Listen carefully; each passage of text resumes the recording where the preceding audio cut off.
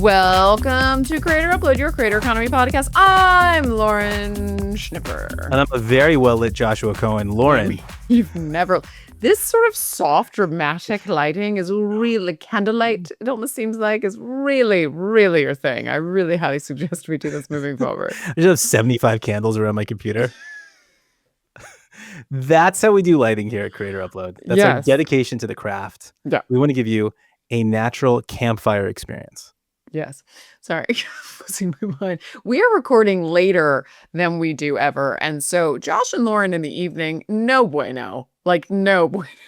Like, literally, like, I've been yelling at Josh. We've started very late because of him. I've been yelling a lot. And now I have, like, the punch drunk, maybe giggles for a minute. And I don't know what's happening. It's no bueno until it gets very bueno. Before we get to what I was doing today, coming up, we have an interview with Max Benator, who's the CEO and co-founder of Orca and also the founder of SoCom, the social commerce conference. So we're going to talk about that soon. Lauren, you were out in the world today. Tell us where you were. I was. Josh, have you heard of Trilith Studios? Are you familiar? I'm gonna pretend like you haven't been telling me about it for the last 72 hours. Okay, fine, because this is what you do to me. Because would you have known it 72 hours ago? No, I would not have.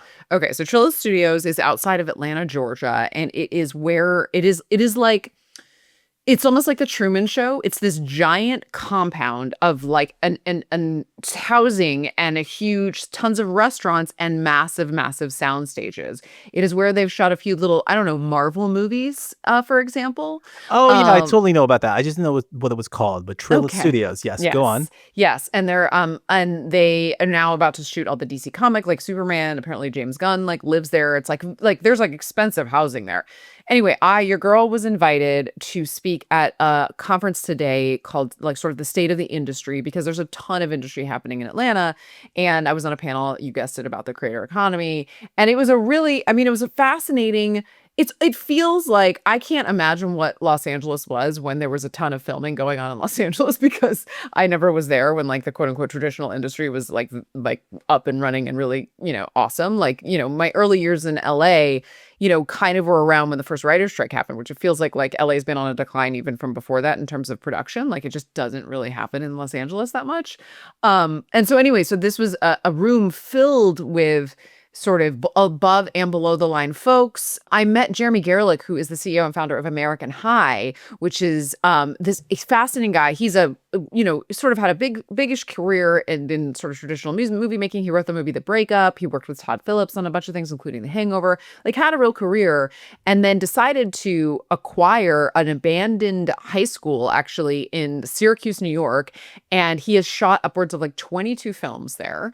And earlier this year, he shot a movie at Trilith with Owen Wilson, and they are now opening sort of an offshoot of American High at Trilith, and they're expanding. They also have a very big digital presence now. They started a YouTube channel. It's about 4 million subs right now, which has become a really meaningful part of their business. Really fascinating people that have sort of transplanted from like places like New York and obviously Los Angeles that are in Atlanta, sort of working. And it was very cool. I was on the panel with the co-founder of American High and a sort of poet who is a creator. And also there was a guy named Jonas Barnes on my panel, who's the founder of Pixie Microdramas.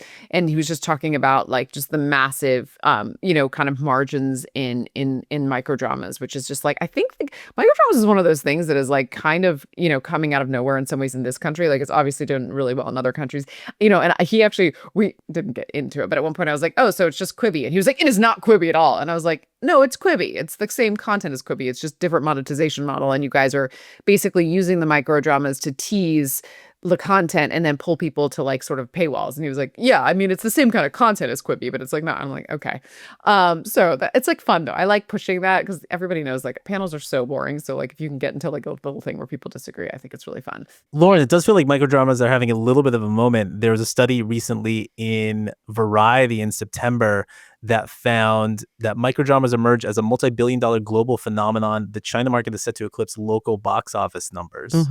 So revenue skyrocketed from $500 million in 2021 to $7 billion in 2024 in China for these short form dramas. And to be clear, what we mean by microdramas is because what they are, it's like, it's full length kind of films, but they can be, they do them in such a way where like the scenes are like, whatever, under 2 minutes or something like that. So they can be like easily shared those 2 minutes. And like every 2 minutes is like a cliffhanger effectively. So they're using the way this guy's doing it is that he's using kind of regular social to like lure people to like paid, sort of paid websites. And they're building an app and all the things. And they're doing like the model is like pay 50 cents to see this. And then you keep paying your 50 cents or 50 cents or whatever. And then all of a sudden you've spent $25 on a movie. You know what I mean? And you don't even realize it because you're buying like coins. And so it's like, doesn't really feel like money. It's gamifying it and stuff.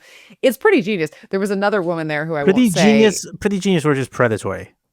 Both. There's another woman who was there who she's working she's out of Los Angeles. I don't want to kind of say who she is because she was kind of talking shit in a way where she's like, but like, do we need that? Like the content is so terrible. Like, do we need it? And she's like, why can't they make the content better? And I was like, because they don't need to. Yeah. Because they don't need to. And she just was like so upset. You know what I mean? Like when I said that to her, she's like, but like, then you're just putting this like effectively like crap out in the world. And I was just like, but it's working. Like, I get it. You know what I mean? It was like, she was like really upset. She was also there. So it was a really cool day though. No one ever went broke by underestimating the taste of the American public. In any case, Fox has also taken an interest in this. That was quite a statement. Go on. H.L. Mencken, baby. Uh-huh. We're journalists over here, at least part of us. Yeah, so totally. Fox Entertainment also took an equity stake in AI microdramas company Holy Water. That was in October 2025. So some big name studios are getting involved in this. And Lauren, have you ever read the James Patterson novel? I don't know if I've actually ever read one, but I know who James Patterson is. I read one. One was going around during our study abroad program. It is not great writing, but they are so fun to read. Oh, sure. And the chapters are like 3 pages long. The best. And so you're just like reading it and you're like, oh, I can get through another one. I can get through another one. That's like Da Vinci Code. Remember Da Vinci Code? It was amazing. It was like 3-page chapters and you like couldn't stop. Oh, and so microdramas are the moving picture version of those, I don't know what you call them, drugstore novels? Yeah, maybe. That's fine. Yeah. Sure. So microdramas are the moving picture version of those drugstore novels. Yeah, no, I think that's fair. I think it's fair. And I think that it's, listen, it's hard. Like, you know what I mean? Like, because digital content can do really well, like forgetting the scripts, forgetting like what you think about the acting and stuff. Like you don't really have to there's major, huge YouTube channels that don't have good sound and don't have good lighting. And it kills. And I think for people who really love the art form of like filmmaking, it's really tough, but I think there's still also a place for that. I met these two guys that like, God love them. They are like former product manager tech guys or whatever. And they've moved to Atlanta and they are like trying to start an indie film company. And they're like, yeah, do you have any advice? And I was like, good luck. I was just like, I was like, and they don't really have it was sweet. You know what I mean? Like maybe they're going to do really well. And like, I love it. I love independent film. I love great storytelling, but it is very, very difficult to make money if you don't have some sort of hook, if you don't have like a really unique distribution plan or something like that. And I think you can make really good films and I think you could make really high quality microdramas probably, but like the economics have to make sense. So it's an interesting time, but Trilith was an experience to be there. I mean, it felt in a lot of ways the way I'm going to a backlot in, on a soundstage, obviously in LA. But like the difference here is that like you live there. Like literally somebody's like, oh yeah, James Gunn lives right there. Like, you know what I mean? Yeah. It's a very like, and they're building, I mean, it's just exploding. They're like, there's so much construction going on. It's been around for a while. This one woman had moved from LA, like, I don't know, 4 or 5 years ago. And she was like, yeah, when I came here, there was just this one restaurant and now it's just like, it's exploded. I mean, I was like, it looked like a fake town. It was Truman Show, but like these places were real. And good for them for picking up the DC universe too, because Marvel moved to Europe. Correct. So the Marvel contract ended apparently in 2024, and I was talking to people, I'm like, are they freaking out? And they're like, well, they just got DC, so they're like Superman is about pretty to good. film. Yeah. So because and then there was somebody talking about the Georgia tax credits and like, that was complicated and interesting, but I was just like, oh God, it's a lot. Talking about auditing and all the things. But it was a really and they did like a pitch-a-thon. I mean, it was a day. It was a day, an entertainment industry day. Yeah, all the people that got to be like bowing down to James Gunn really saved Yeah. DC universe, and now it gives Yeah. them a whole second Listen, life. I think, but I also do think as it relates to creators, there's a big opportunity for creators who especially are building big infrastructure and businesses to move to states like Georgia, who have much more favorable, first of all, cost of living and also tax, incentives, versus like, building up studio space in Los Angeles where it's just cost prohibitive. Like you can pay somebody in Atlanta to do the same job as LA, probably a lot less, and you could actually buy a home and Yeah. like raise a family. And like those are not things to be taken lightly. It's very difficult to do that in LA, especially now. It's just the cost of living is insane. So it's really cool to see this today. So that's what I did. Joshua, enough of me for once. Let's talk about you. You had a big day yesterday too. Can you tell the kids what happened yesterday? So we announced, although it's been like the best/worst kept secret among a select group of people It's in not the really a know secret. in the online We've video talked about it ecosystem. like a lot. Uh-huh. But we've officially come out with our YouTube sponsorship intelligence platform, Gospel Stats. You can check it out at gospelstats.com. And along with it, we put together this report called the YouTube 2025 Sponsorship Landscape Report. It's our inaugural report. It's the first of many. And it basically looks at the sponsorships on YouTube in the first half of 2025 and compares that to the first half of 2024, looks at year-over-year trends, growth, which creators are getting the bag, which brands are most active, and more. And I really don't think anyone outside of me, before we released this report, had a full understanding or as in-depth of understanding of what's going on in the sponsorship landscape on YouTube. And let's define our terms here first. When we say sponsored videos, we don't mean true view ads. We don't mean mid-rolls. We don't mean anything that you buy through like the Google platform, at least as of now. We mean direct sponsorships deals made with the creators where the creators are shouting out in some way, shape, or form, whether that's a verbal shout out, a title card, end card, lower third, big flashing neon sign in the background, something that indicates clearly that this video is brought to you by this brand. 99 times out of 100, not those exact metrics, but just saying it's a mostly creators saying somewhere in the video, yo, thanks this brand for sponsoring this video. Go check them out. Those are the kinds of integrations that we discover at Gospel Stats by sifting through tens of millions of channels, processing, I think, literally billions of videos. Are you looking for, I mean, I feel like, I don't even know if hashtags are a thing anymore, but are you looking for hashtag sponsored, hashtag, whatever? Is that how you're sort of? Well, first of all, those hashtags aren't that prevalent on YouTube. That's not how people generally disclose their sponsorships on the platform. And two, if they do, it's just a very small percentage, so we miss a lot. I fortunately have a very high pain tolerance, and it took a lot of banging my head against the wall in order to figure out how to find all of these sponsored videos on YouTube, translate that into code, deploy it at mass, and then solve for like a million different edge cases. So I'm super stoked about this. It's been a long time in the making. I'm so glad to have it finally out in the world. Lauren, the response, I'm usually reserved. I'm usually myopic, some might say. I'm usually a little despondent. And I think that the response to this has just been great. Yeah. People didn't even know this type of information, this type of data, this type of analysis existed, and now they do. And all of this information and analysis can be incredibly useful for brands that are active in the YouTube sponsorship landscape, influencer marketing agencies as well for creator discovery, competitor analysis, general market overview, and looking at which creators might do well with their brand. I'm just trying to figure out all the stuff I want to say here. I'm sorry. I don't want to reveal too much. What do you don't want to reveal? You don't want to tell people how I think you should use it and they're beneficial? What are you fucking holding on to? Okay, cool. You're right. And Lauren, what I think, and Lauren, the people that are using this already, we have the people that are using this already, we have dozens of customers already on board through basically all word of mouth.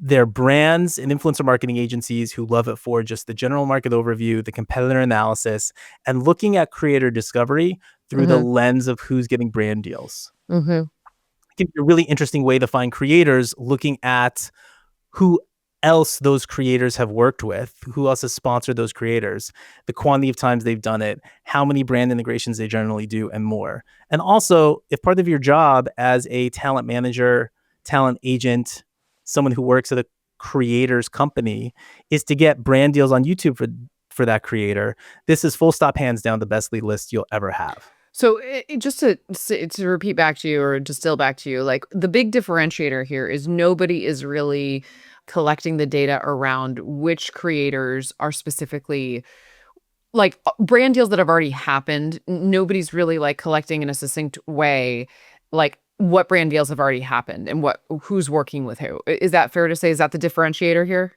Totally, 100%. And there are some other companies in the ecosystem that say they do this. I think we do it way better. If you look at our data, we go really deep and we're really accurate. I think that comes from our experience as originally being Tube Filter, this editorial outlet, where we can't put out things that aren't accurate into the world.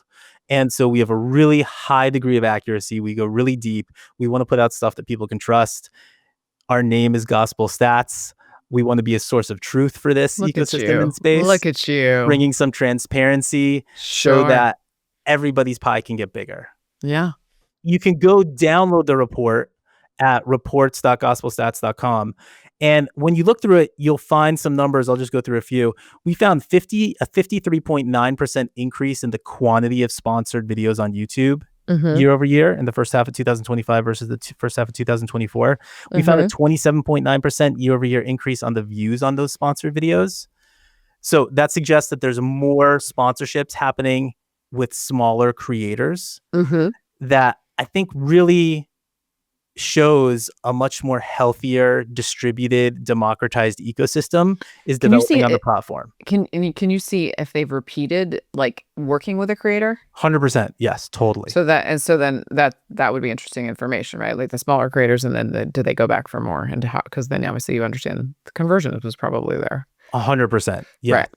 And then just talking about the biggest brands on YouTube in terms of quantity of sponsored videos.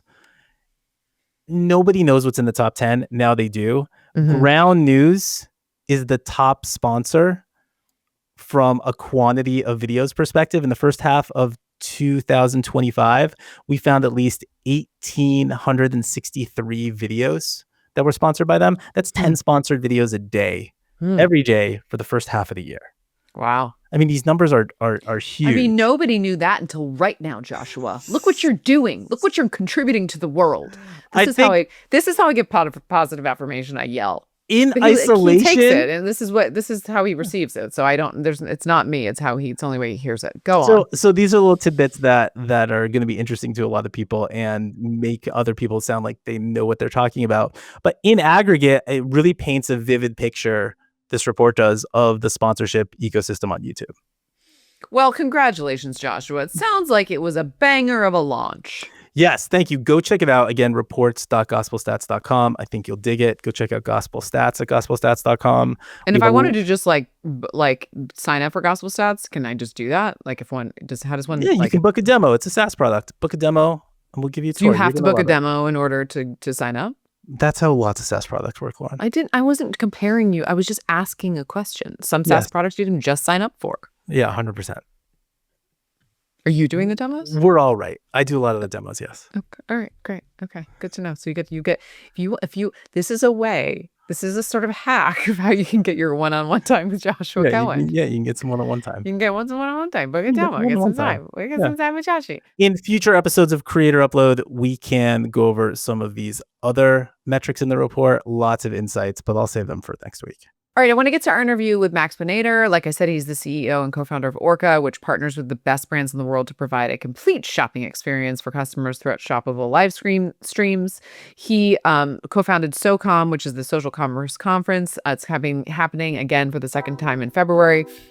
It's really cool. Nobody's doing anything like this. So let's get to that interview.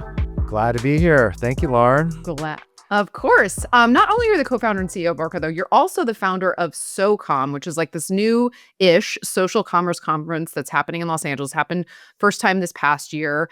And a new one is coming up, I think, in February. We're going to talk all about that today. So I would love to talk to you. Obviously, social commerce is like the thing everybody's been talking about for a long time. You have been deep in this world for a while via Orca and now SoCom. So can you talk a little bit, give me the high level again, to remind people, you've been on the podcast before, but remind people kind of what Orca is, what SoCom is, and what inspired you to sort of launch it. Yeah, absolutely. So, and this ties into very much driven by my 15 years squarely in the creator representation business and producing television and movies and digital series with creators. So I got to a point where I was working across businesses with 100+ million followers and YouTube subscribers. And what I noticed was that when we could successfully sell a consumer product, it was way more valuable for the creator than brand deals or even AdSense, depending on the size of your audience on YouTube. And so it's like trying to unlock how do we bring value to the consumer and bring value to the creator or the brand or the social media channel through a real sale. Alongside this, I was completely unaware that this was a thing in China, that social commerce and live shopping and affiliates was increasingly becoming $1 trillion industry through What Douyin. about what year were you kind of like realizing this or discovering this? So we started Orca 5 years ago. Our 5-year anniversary will be next month, and it started in China maybe 4 years before that. So it was just starting to become a very big deal in China when we started Orca. So me and my co-founder Lauren, who has a background, not you, Lauren Stevens, has a background as a television development executive and showrunner. And so we got together to create a live stream shopping and social commerce provider. At the time, we thought we were late because there were all of these startups getting funded. The winner of those startups, they were like platform. They wanted to be what TikTok Shop is today because these founders saw what was happening overseas. The winner of that group is Whatnot. So it was around the time Whatnot got funded, and happy to share more on Whatnot later. But 5 years ago, this space was brand new and we were early, which was an interesting surprise for us. So we started streaming on Amazon Live. But when TikTok Shop emerged in the US about 3 years ago, 2 years into our existence, we sold the very first product on TikTok Shop US, and we were the very first official TikTok Shop partner. So, long story short, Orca is a complete live stream and social commerce solution. We have studios in Los Angeles. We have live stream studios in Mexico. We have offices in London. So we are across all of Mexico and Latin America, UK, Europe, and the US. We have driven over $100 million in product sales over the last 12 months, most of that on TikTok Shop. But we also— How do you take a piece of the sales? How do you guys monetize, if I may ask? Yeah. So in two ways. We have a really wonderful agency business and we're fee for service. So brands like Estee Lauder and Elf Beauty, they pay us a fee and we deliver creator affiliate programs, live stream shopping, paid media, marketplace, and shop operations, like the back end of your social e-commerce. And then we also serve for a number of brands as a distributor. So we fund everything. We're the exclusive distributor for certain brands, and we earn a wholesale margin on anything we sell. So that's pure play, just based on our own success. Got it. Okay. And then so tell us how SoCom came about. Yeah. So a couple of years ago, we were asked by TikTok to go around the country to South by Southwest and VidCon and Shop Talk and do these live shopping activations, which was awesome. Every time we would go to these conferences, we realized none of them held everything required for social commerce within the conference, right? So VidCon, we all know, is an awesome fan conference, creator conference. And yes, there is creator merch there and there are brands there, but there are no e-commerce sales leader. There are no fulfillment and warehousing executives present. So you're missing a huge piece of the puzzle. If you go to Shop Talk, you get all of that retail e-commerce technology, CTOs, all of the fulfillment partners. It's an awesome conference. There's no content, right? You go to Ad Week, You see what's happening with marketing and brand and content and everything related to that side of it, but you don't have the rest of it. So SoCom is the first social commerce conference in the US that brings all of these pieces together, and all of them are required for a successful social commerce activation. And last thing I'll say, Lauren, is that that's the biggest challenge for brands when they enter the space, when they say, how can I activate on TikTok Shop or YouTube Shopping or Amazon shoppable videos or whatnot, or eBay Live? They have to corral the sales leader and the merchandising folks, the influencer and social folks, because you've got to activate all of these creators, and the paid media. And so you have to get everyone together in order to turn it on. Okay, so you did it last year. Who do you think is the perfect sort of audience for this? It sounds like brands should be in the audience for this. It sounds like creators could be. I mean, who are you sort of targeting? Like, who should be buying tickets to this to go see this? Like, because I remember when I went last year, I think it was the CMO of Gap that was there. It was really, really cool. Like, you had some really I've been to a lot of cons, Benator. Like, this. And so sorry everybody, we're on a last name basis over here. And I've seen a lot of first year cons. I remember Hannah Hart, God love her, used to be like, I don't do first year cons because they're always kind of a mess. I swear to God, I remember this. And your first year con was like very solid. Like, the parking, I mean, it was in Venice. It was kind of a schlep. Like, listen, but the actual event was really good. And you had some very, very solid sort of panelists and stuff. So, yeah. So who should be like going to this? And then, what are they going to learn there? Yeah, I really appreciate that. We had much more modest expectations for our first year.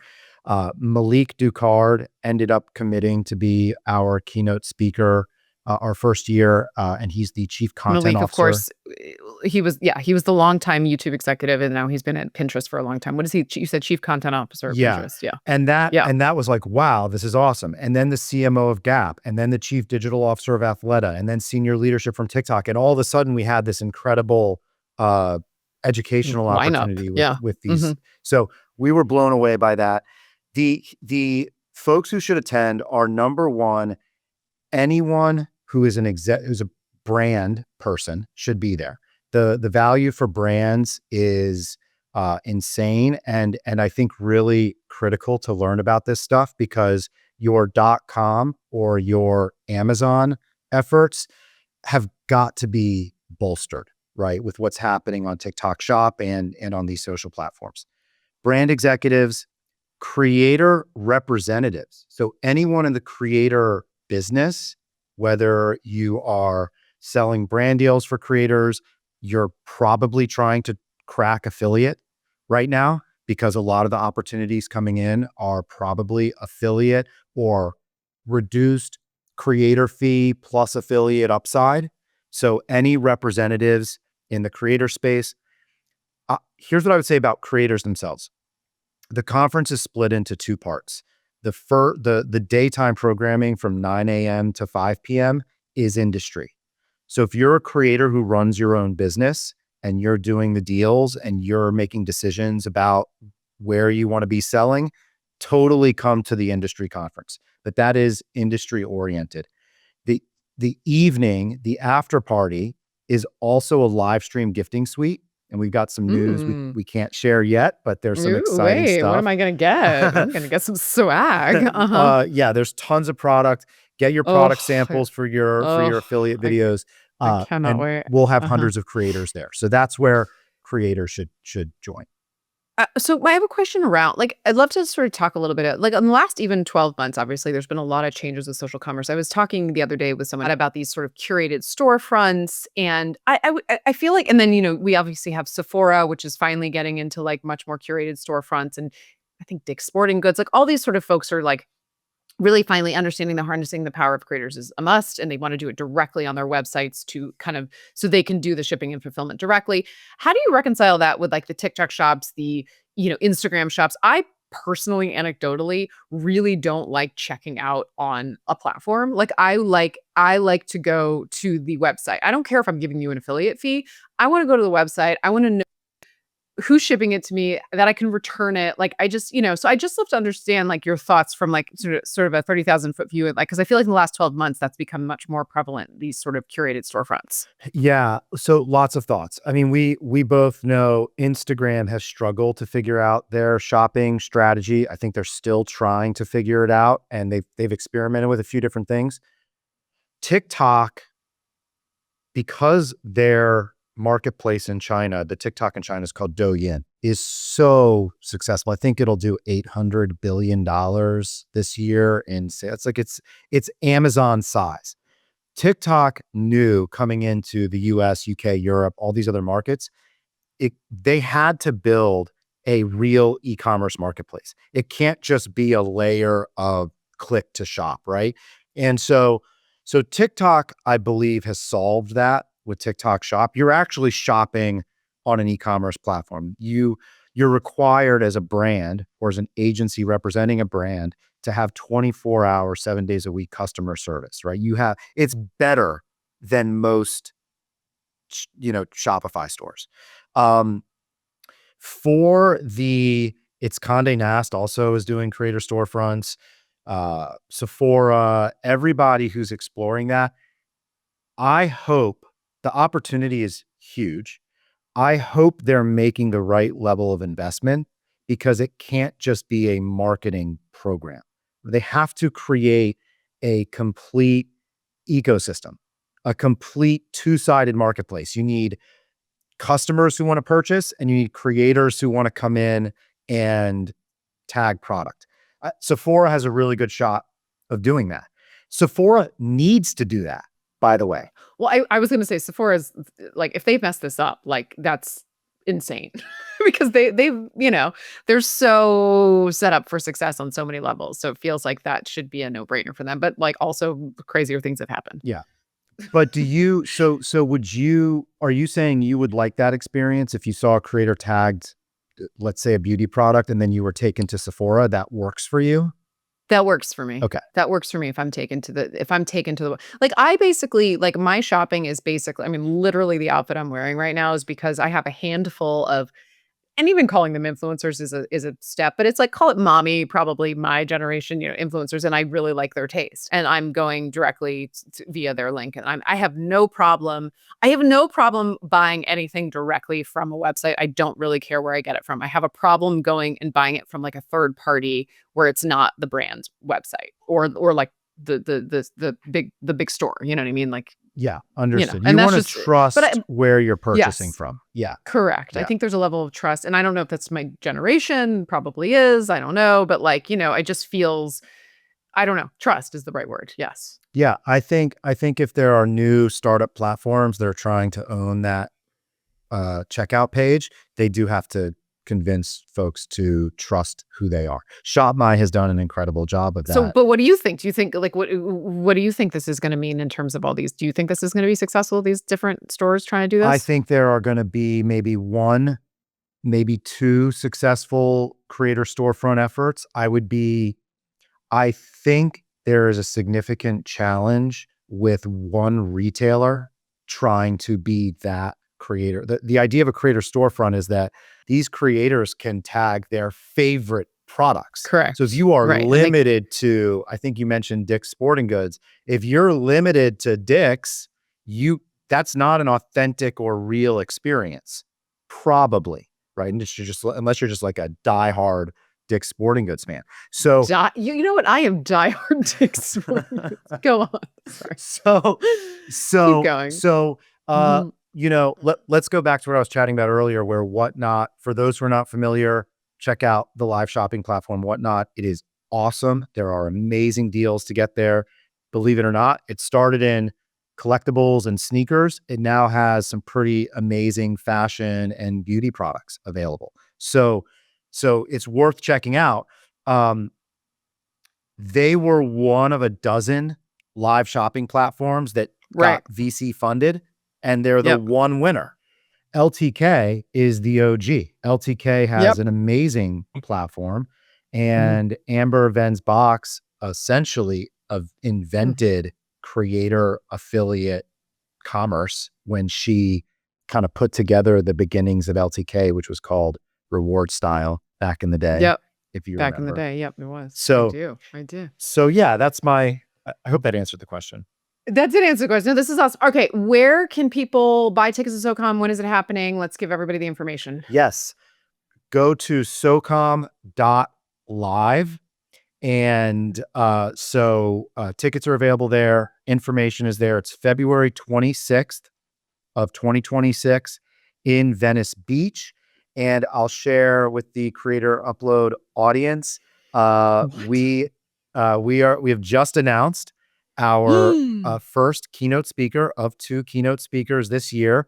And Amber, the founder of LTK, is one of our keynote speakers.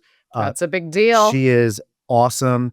And so go check out the website at SoCom.live. So go to SoCom.live, get your tickets. And Max Benator, thank you so much for coming on Creator Upload. Thank you, Lauren. This was awesome. Always great to chat. Thank you, Max, for coming on. Excited to go to SoCom in February. Joshua, do you have any uploads and downloads? Lauren, here's one for you. So Good, you know, they're a brand. Good and golf, the YouTube channel, correct? Yeah. They are an official sponsor now of a PGA Tour circuit tournament. I mean, we knew it was going to happen. That's pretty cool. So they have an audience of nearly 2 million subscribers on YouTube, and now are also going to be part of the Good Championship, which is coming to Austin in 2026. So previously, Austin was the home to a different PGA Tour event from 2016 to 2023. And now they're bringing it back with Good. The CEO and founder, Matt Kendrick, said this quote, "This tournament is designed to amalgamate our social and live communities together across all demographics that are passionate about golf. We couldn't ask for better partners in the PGA Tour and Omni Hotels and Resorts who not only appreciate our ethos, but embrace it." End quote. I love this. It's showing a full embrace from a professional sport of content creators, very similar to Major League Baseball's investment in John Boy Media. I think we're starting to see a trend here. And I think it's going to just elevate interest in this event from all types of younger demographics that I'm sure the PGA Tour wants to get in front of.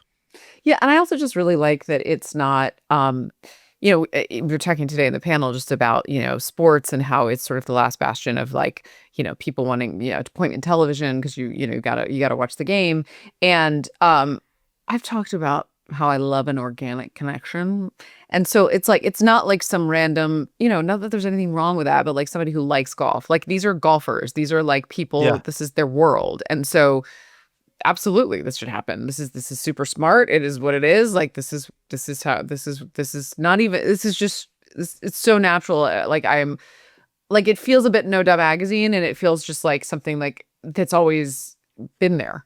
Does that make sense? Like, Totally, except if you like look at the Masters, which doesn't allow any phones at the event.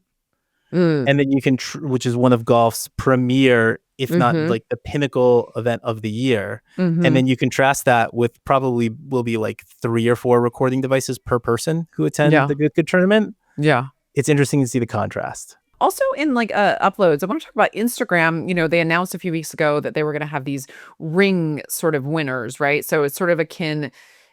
People were talking about it as it relates to, YouTube. When you reach certain milestones, you get the plaque and subscriber counts and stuff, but it's really like metric based, right? And so Instagram has started their own sort of awards, which is called like rings, and the first 25 have been awarded.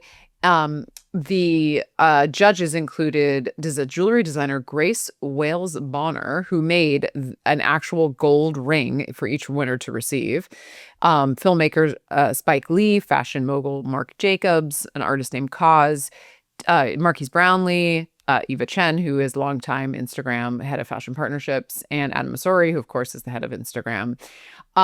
I gotta be honest, like this list, fascinating people. I mean, not names that I know. And so I guess the larger thing is less about who won and if this has any impact on their lives and careers and followers and, all the things. So I'm just, it's interesting because it's just a subjective, I said who the judges are. So it's not metric space. It's not done like the way a Streamies is, or a Golden Globes, which is like hundreds or maybe even thousands of people. Like it's like these handful of people sort of selecting these folks. Obviously, they're going to get some sort of highlight because they're all over like Instagram's, main accounts and all that sort of stuff. So it's cool. I don't know. I don't know if it is going to be meaningful at all. So I'm very interested to see what it will be. So I don't know. Upload maybe. Their backgrounds have changed colors. At least some of them have implemented that. It is kind of cool to see that if you're going through a platform and everybody's background looks the same, and then this background doesn't look the same, and the like buttons maybe have little different animations. That part about it is super cool. That's a big flex. But yeah, what is it going to do for their channel and their careers? Who knows? Yeah. No idea. All right, Joshua. We did it. We did a late night. P.S. It's like 7 p.m. Late night creator upload. I'm exhausted. But yeah, we did a late night creator upload, and I'm very proud of us. Yep, Lauren, we did it. I think that's it. I'll see you soliciting Mamma Mia to come down and film at Trilith Studios. Just set up a Broadway production over there. That was kind of a stretch, but like I know what you were trying there, but I'll just chalk it up to the late night. What would have been better, Les Mis? Hairspray. I would have been more like I'll see you doing a stunt on the next DC comic movie being filmed at Trilith Studios. You know what I mean? Like being hanging from like a live wire. Like that would be more. Like I feel like that would have been better. Anyway. Talking about Jean Valjean? Nailed it. And if not there, next week on Creator Upload. Today's show was produced by Lauren Schnipper, Joshua Cohen, that's me, and Adam Connor. It's edited by Adam Connor too. Original music is by London Bridge. You can check him out on Instagram at London Bridge Music.